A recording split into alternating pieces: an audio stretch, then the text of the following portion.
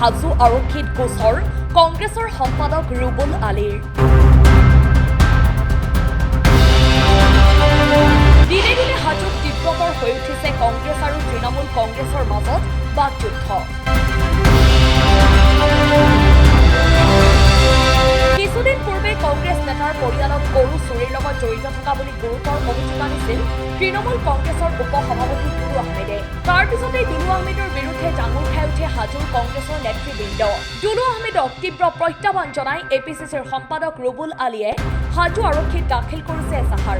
সংবাদ মাধ্যম আৰু সামাজিক মাধ্যমযোগে দুলু আহমেদে কৰা অভিযোগত তীব্ৰ প্ৰতিক্ৰিয়া প্ৰকাশ কংগ্ৰেছ নেতৃত্বৰ। যদিহে গৰু চুৰৰ তথ্য দুলু আহমেদৰ হাতত আছে তেনেহলে সম্পূৰ্ণ আৰক্ষীক অৱগত কৰাৰ পোষকতা কংগ্ৰেছ নেতা ৰুবুল আলীৰ।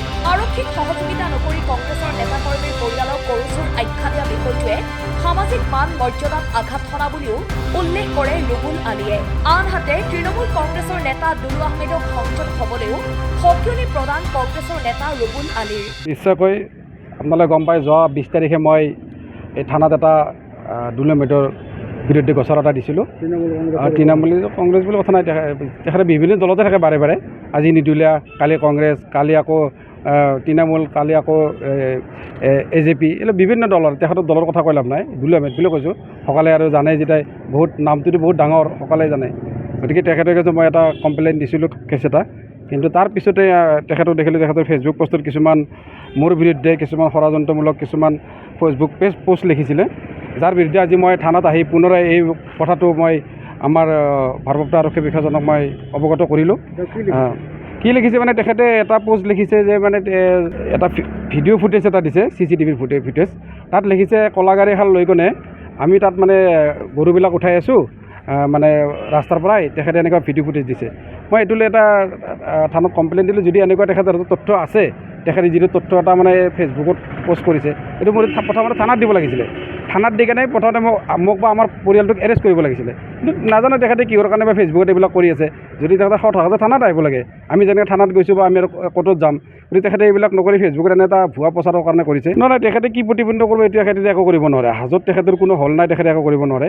কিন্তু মানসিকভাৱে মানুহক যেতিয়া হাৰাছমেণ্ট কৰিব বিচাৰে, গতিকে সেইটোৰ ওপৰত মানে তেখেতৰ ওপৰত মই এটা কমপ্লেইন মানে দিছোঁ যে তেখেতক মাতি আনক, আনি তেখেতৰ পৰা এই ভিডিঅ' ফুটেজটো লওক, আৰু এই গাড়ী যিখন গাড়ী দেখাইছে বা যিকেইজন ব্যক্তি এই গাড়ীত আছিলে তেখেতলৈ অতি সোনকালে এৰেষ্ট কৰিব লাগে। যিহেতু আমাৰ এই হাজো অঞ্চল বুলি নহয়, গোটেই অসমতে গৰু চুৰৰ এটা বিৰাট চক্ৰ জড়িত হৈ আছে।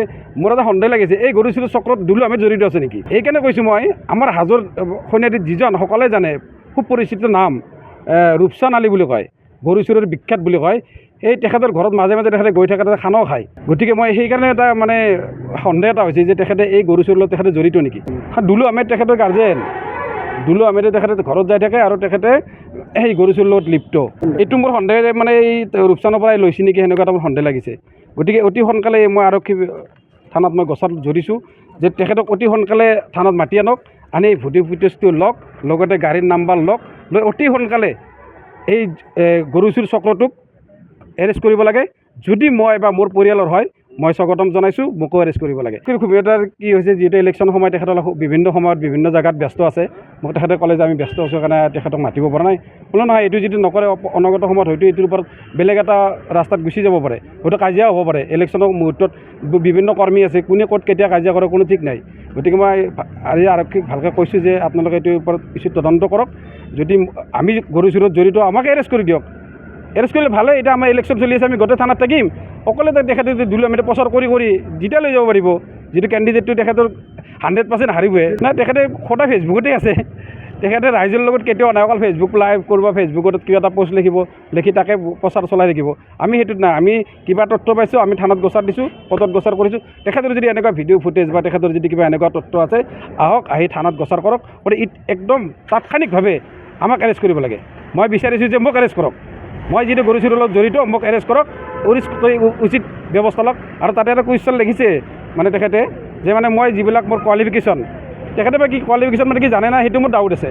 তেখেতে প্ৰাগজ্যোতিষ কলেজত পঢ়া বুলি কৈছে। এইটো আমি দেখা মতে তেখেতেতো সৰু বাচ্চা কালিৰ পৰা দেখোঁ চব্জি মাৰ্কেটত চব্জি হৈছে, কেতিয়াবা পঢ়িছে এইটো নাজানো।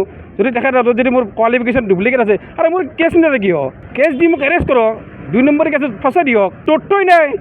2 নম্বৰী মানুহ এজনে 2 নম্বৰী মানুহক ধৰাৰ কাৰণে সদায় চেষ্টা কৰে, কৰক ন, ধৰি যাওক, মোক কেছ দিয়ক, থানাত কেছ দিয়ক। মোক উঠাই লৈ আহক, আনি পেলাই মোৰ পৰাই ভেৰিফাই কৰক, মোৰ ডকুমেণ্ট চেক কৰক, মোৰ 2 নম্বৰী কোৱালিফিকেশ্যন, মই 2 নম্বৰী কৰিছোঁ। অপপ্ৰচাৰ নহয়, এইটো এটা ই হাজো সমষ্টিটো বা অসমৰ ৰাইজক বিভিন্ন সময়ত বিভিন্ন কথা কয়, মানুহৰ মাজত এটা বিভ্ৰান্তিৰ সৃষ্টি কৰে। যোৱা লোকসভা ইলেকশ্যনত আমি দেখিলোঁ এটা ভোট হ'লেও দিব্যাংগতকৈ বেছি পাব, আৰু আমি ৰাইজে জলজত পটকৈ আমি দেখিছোঁ তেখেতে কিমান ভোট পালে। গতিকে এইবাৰৰ ইলেকশ্যনৰ কথাত আমি ভাবাই নাই তেখেতে যে কেণ্ডিডেট বা তেখেতৰ যদি কোনোবা কেণ্ডিডেট দিছে আমাৰ 2 নং পঞ্চায়ত ডিষ্ট্ৰিক্টত, আমি ভবাই নাই। আমাৰ কেণ্ডিডেটটো 100% এনেই জিতি আছে। গতিকে তেখেতে এই লাজৰ ভয়ত কিবাখিনি কৈ আছে আৰু, কিন্তু কৈ থাকক। কিন্তু এইবিলাক কোৱাৰ কাৰণে যিহেতু এটা আইনগত ব্যৱস্থা ল'ব লাগে, তাৰ কাৰণে মই গছত জড়িছোঁ। হাজোৰ পৰা প্ৰাঞ্জল কলিতাৰ ৰিপৰ্ট, অসম টাইম। ঘৰত আনন্দ আৰু সম্পৰ্কৰ চমক বজাই ৰাখিবলৈ জৰুৰী হৈছে সকলো আনন্দময় মুহূৰ্তত মৰমৰ উপহাৰ দিয়াটো। সেইবাবে মধুশ্ৰী জুৱেলাৰ্ছে আনিছে সকলো ৰঙীন ক্ষণৰ বাবে বিশেষ গহনা।